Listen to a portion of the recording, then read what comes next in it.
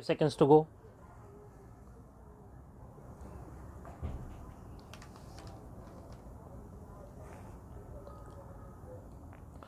Start. Two BJP legislators in Karnataka have asked the state government to act against the wrong and undemocratic restrictions imposed on Muslim traders participating in temple festivals. In neighboring Kerala, Sangh Parivar affiliates have termed the decision of the Kudalamaniyakam temple administration to deny permission to a Bharatanatyam dancer for performing in the temple premises because she is a known Hindu as against Hindu culture and tradition. Ironically, the temple is administered by the CPM led government's nominees. These two responses, which contradict the dominant or conservative party line or view, frame an important message.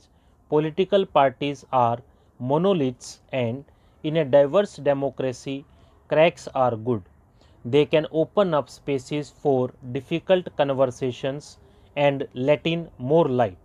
The dissenting voices in the Karnataka BJP are still a minuscule minority, of course. A. H. Vishwanath, a recent entrant in the BJP, was a Congress minister in the 1990s and later headed the Janata Dal Secular in the state. A senior OBC leader, he is now a marginal player in the BJP. The other leader who spoke out, Anil Beneke, represents Belagavi North, a Muslim dominated constituency in North Karnataka. However, the angry reaction of Vishwanath, who is close to former Chief Minister and senior BJP leader B.S. Yedurappa, he called the ban on Muslim traders madness, could resonate with leaders who have been less strident in their style of politics and more accommodative of religious minorities in government.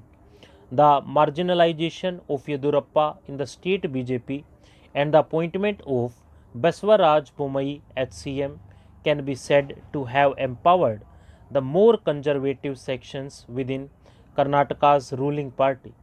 Vishwanath and Beneke may have flagged the disquiet in a section of the Karnataka BJP, therefore, over the rise of radical elements and agendas. A hint of a similar backlash against a more restrictive approach to Hindu customs and traditions is visible in the Kerala temple episode. In a bid to facilitate the Sanskritization and codification of diverse Hindu faith traditions, a section of the Sangh Parivar leadership in Kerala has been speaking out against rituals and customs that they deem as regressive and violative of egalitarian values. This section had argued for removing gender discrimination at the Sabarimala Ayappa shrine and initially supported the Supreme Court ruling before falling in line with the populist conservative view that favored the continuation of the temple custom. The support for Mansia VP, the dancer, who was born in a Muslim household but now identifies as an atheist, has to be viewed in this context. Irrespective of how it plays out, the tendency to challenge the conservative consensus must be welcomed. It facilitates debate, opens up possibilities of a middle ground politics at its best, is a negotiation that allows multiple viewpoints to express themselves and to flourish and forges consensus through dialogue. Dissent and difference may slow down the work of governance and politics, but they enrich the outcomes immeasurably. Stop.